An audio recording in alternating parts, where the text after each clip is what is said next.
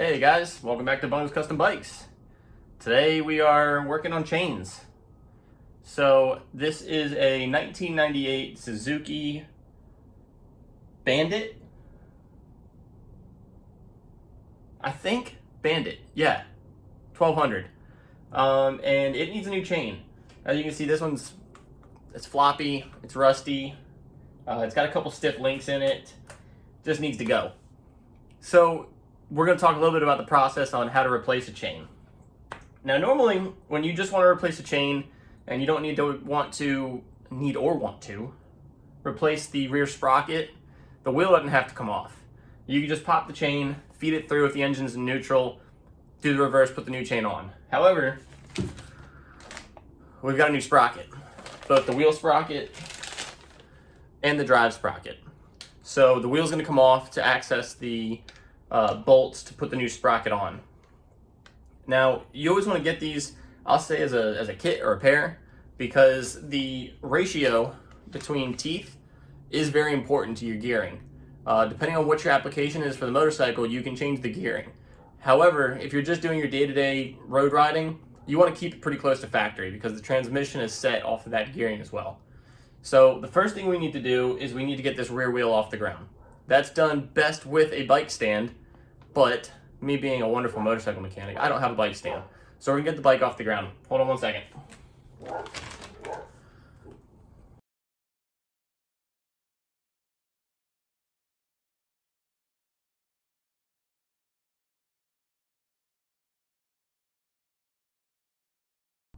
All right, so we got this rear wheel off the ground. As you can see, the motorcycle's in neutral, and you can really hear how just worn out that chain is. It's got a lot of that noise. So the next step we're going to do is we're actually going to break the chain off. I mean, there's a lot of ways you can do it. It's going in the trash, so technically we could cut it. But I'm going to show you all how to use a chain breaker. We got a splinter. But, yeah, maybe we get the chain breaker. Alright, so this nifty doodad right here is a chain breaker, or a chain press, or a riveter. A lot of different names for it. But essentially the theory behind it is this little hole right there will go over the pin in the chain, and then as you drive this outer part in, what you'll see is that little nub starts to come out, and that will actually drive the pin through the chain and break that link free. You only need to get one link free to get the chain off. So that's what we're gonna do. I'll try and get the camera a little closer so you can actually see how I do this. All right, so I've got it tightened down. So I'm using this first section to tighten the press onto the chain, and then we'll use this outer section to actually drive the pin out. You can use a socket wrench to do it. I'm gonna save some time and use my impact. The battery might be going on this, so I might need a new battery, but we're gonna turn the power up and hopefully drive it out. Let's see.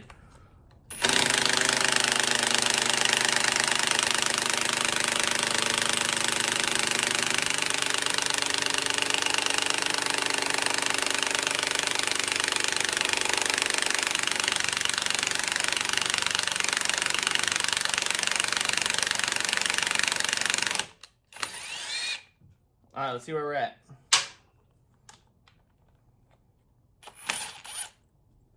Yeah, she's coming. Let's go ahead and drive that back in.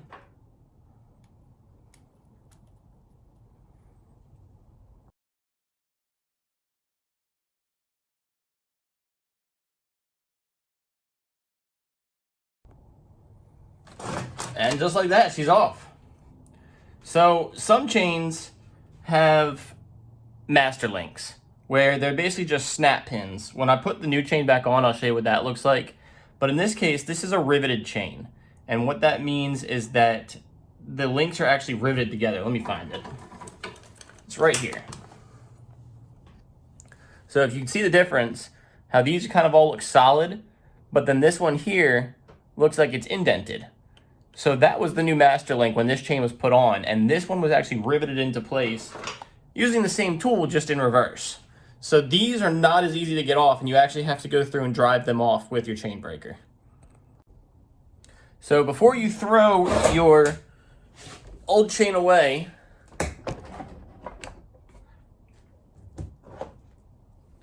hang on to it, because you're either going to want to count the links or you're going to lay it out next to your new chain and make sure that your new chain is the same length. If it's not, you're using your chain breaker again to cut some links off of it. Typically, if you get a chain that's designed for the motorcycle you got, not just a generic chain, it will be the same size, but always better to check. Next, we're going to get this wheel off to get this wheel sprocket off. And voila, with a little movie magic, we got the wheel off. So let's go ahead and pull these 1, 2, 3, 4, 5, 6 bolts off, and we'll get this sprocket off.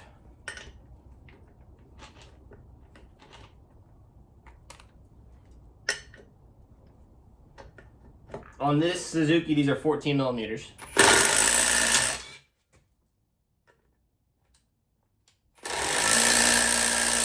And they are very stuck.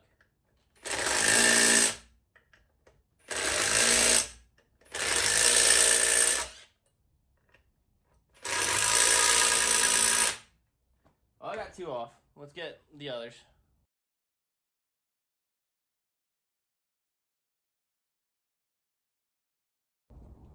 Got him.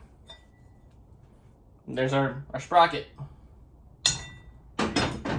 Now once you get this off, these bolts kind of want to turn in that hub. So you don't want to lose them. So I like to pull them all out. And just kind of, not necessarily hold them, but just make sure that they don't all want to come out. But anyways, so we'll left that there, and then we'll go ahead and pull our new sprocket out.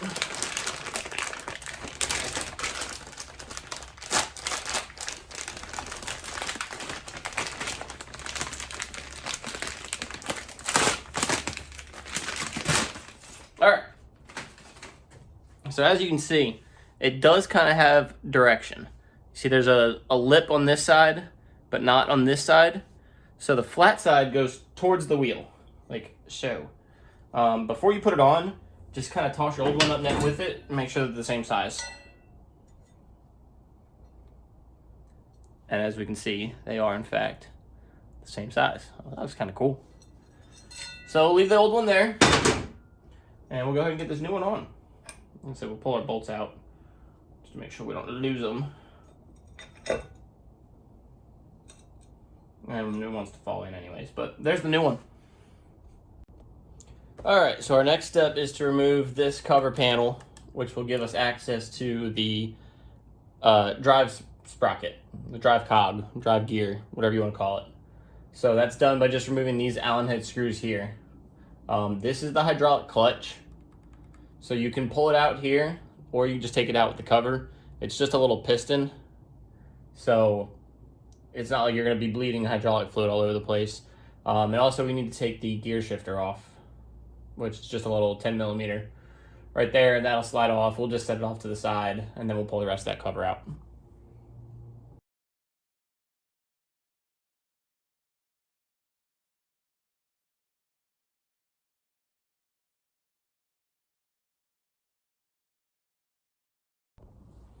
Alright, so as you can see, there is the drive panel with the hydraulic clutch attached to it. It's real dirty in there. We'll clean that out. But it kind of goes without saying, whenever you have any kind of hydraulic line, you don't want to just like let it sit and hang under the weight of that line. It could stretch it, it could fatigue it. This isn't very heavy, but it's just not a good practice, especially with like brakes. You know, if you take your brake calipers off, you don't ever want to just let them hang. So we're just going to tuck this up on top of the engine for now. And that's where it will live for the time being. That way it's not just hanging.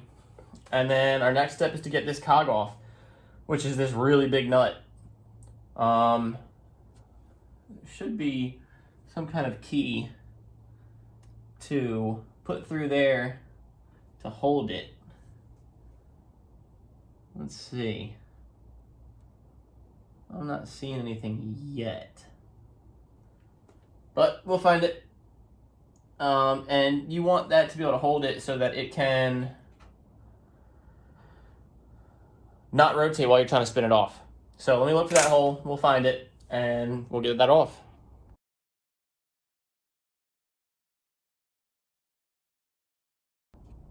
Alright, so I can't find where that key's into, but another option you can do is, you see I've got the socket on it.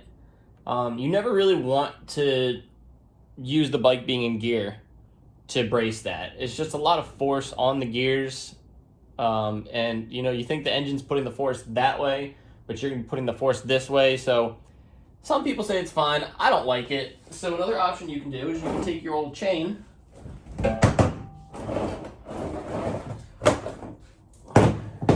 and you can use this to hold it. So you're just gonna come back in and pretty much just feed it back through here. Get it up on the table. Feed it up. And over that sprocket. And back through again. And now you've got something to hold that to keep it from spinning while you work that nut off. See, now you know, all I'm doing is holding that chain, and that'll keep it from spinning. So let me get my breaker bar on there, and we'll get it off.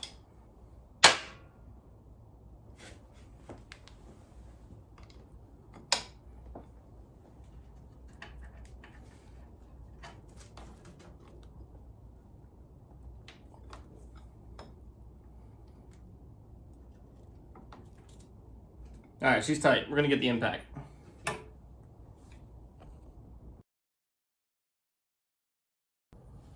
And just like that, we're off. We're off to see the wizard, the wonderful wizard of new chain. Ugh. Of course, now it's stuck. Always make sure you take count of the parts you're pulling off. So this is a little, I'll call it a shim, but if you see it's splined, so those splines are going to fit in, you know, in a certain direction, as is the output shaft is also splined. And you've got a spacer there. So just keep inventory of your parts to make sure they all get back on. While you're in here, you know, you always want to check this seal. Does it look like it's leaking? No, it looks like it's just regular road grime. But if it is leaking, now would be a good time to replace it. You're right there. You just basically pull this metal cover off here, pop a new seal, and you gotta pop the old one out first, but it's a good time to do it. Let's see if we can get that out. And there's the old cog. Very dirty, as are my hands. Blah, blah, blah, blah. So let's go ahead and get the new one in.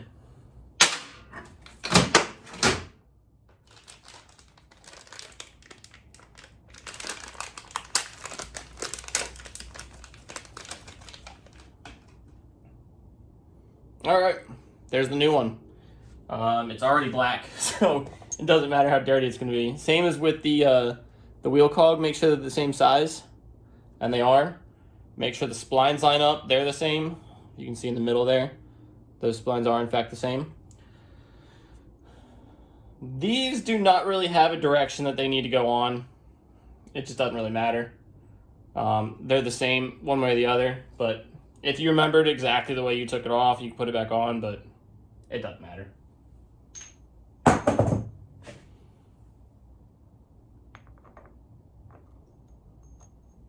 We'll get that on. Get our crush washer back on. I'm gonna call it crush washer, it's not, but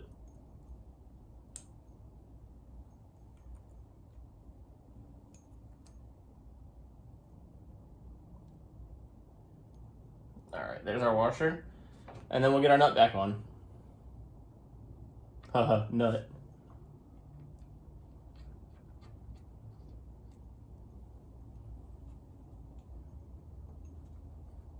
And we're gonna get it as far on finger tight as we can. This is actually a lock nut. Excuse me. So it's not gonna want to finger on too much. Yeah, innuendo. But we're gonna get it on as much by hand as we can. And that's about all she wrote. I'm a weak boy. All right, we got the chain cut. Let's get it on. Now, it's always important to mention that when you do break your chain, you end up with what I call two male ends. I call the other ones female ends. But these two are obviously going to go together with a master link, and that's how we're actually going to get it to come together. So first, we're just going to get it threaded around this drive side or sprocket, or the drive gear. Now, there's a way this has to go. Get my arm out of the way. So in the way. There's a little rubber track right in here, and the chain needs to go over top of that, around the cog, and then back out the bottom. So we'll just kind of feed it along there. And this is why it was way easier than trying to feed this on while it still had the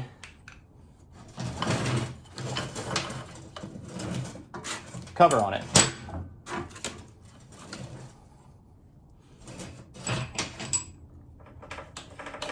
All right, so we got that on. We'll just kind of set it out of the way, and we'll get the wheel on, and then we'll be pretty much done. All right, we got the wheel back on. We haven't tightened it down yet. As you can see, it's kind of pushed out from the adjusters right now, and that's just because we're gonna adjust the wheel tension, or excuse me, adjust the chain tension still. So let's go ahead and get the chain all the way around the wheel. You see, we're just kind of laying it on, and then helps if we didn't have something underneath the wheel.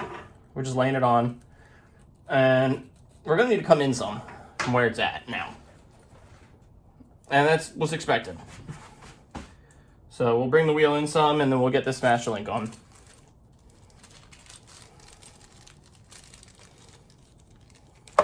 We'll go ahead and start with the first half of the master link, which you can see it's got these little divots. So this is a clip style master link. So it's important to know what kind of chain you have. Some chains have O-rings, some don't. This happens to be an O-ring chain, which basically means that between each of the little pieces, there goes an O-ring. So we'll put an O-ring there, and one there, like so. And what these do is it helps keep the grease in and keep the dirt out of the chain. So then all we need to do is we need to get it a little bit tighter. You don't want it. We'll pull it closer.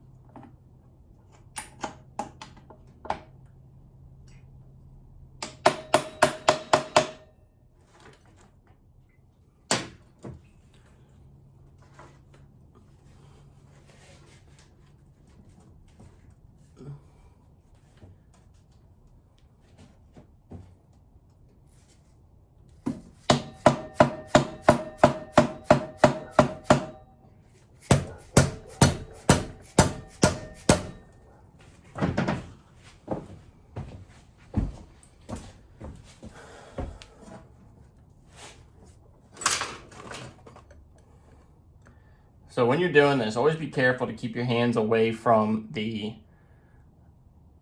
gears. It hurts like no other if you get your hands stuck in that. So we're gonna loosen it just a little more and get it in.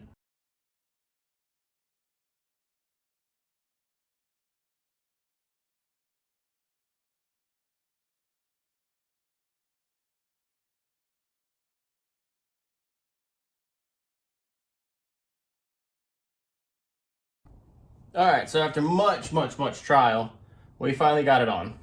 So, like I said, it's got the two O-rings on the other side. So now we're gonna get our two O-rings for this side. One there, and one little O-ring there.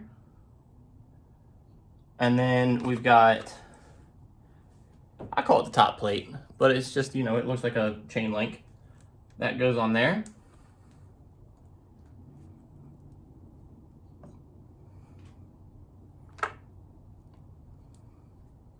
It wants to fight because of these O-rings, but the O-rings need to be on there. There we go. So sometimes a good pair of like needle nose vice grips is nice because you can kind of squeeze it and pop it in. But let me find that.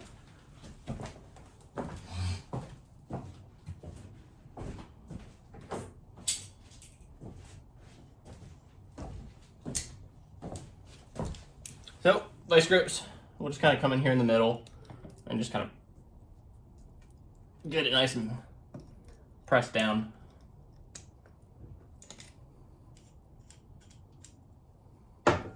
And all this is doing is compressing the O-rings to where they need to be. It's not going to damage the chain.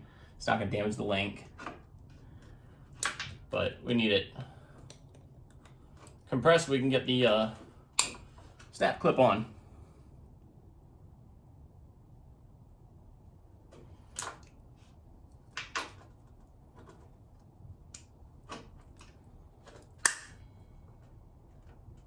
There we go.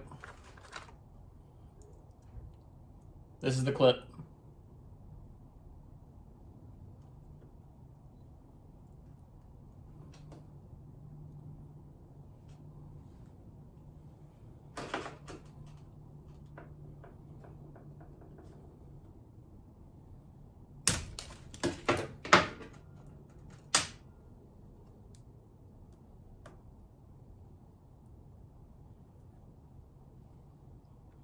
So we get that little clip on, coming with our pliers again. Get behind the clip.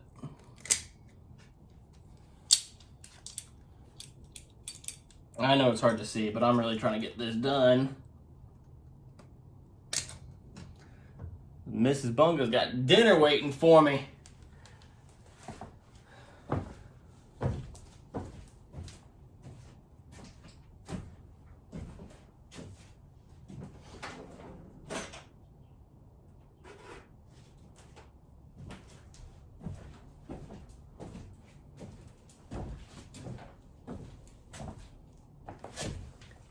Alright, I'll pinch that in there again.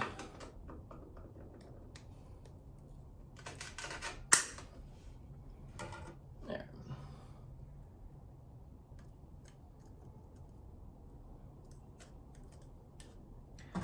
Boys and girls, she don't want to go.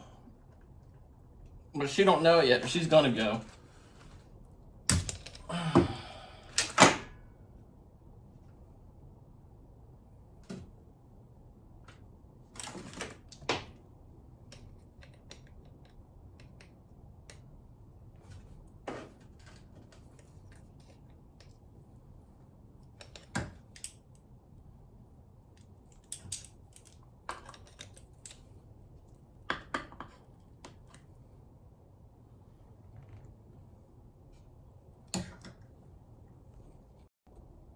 Alright, so I went ahead and got it tightened down right there.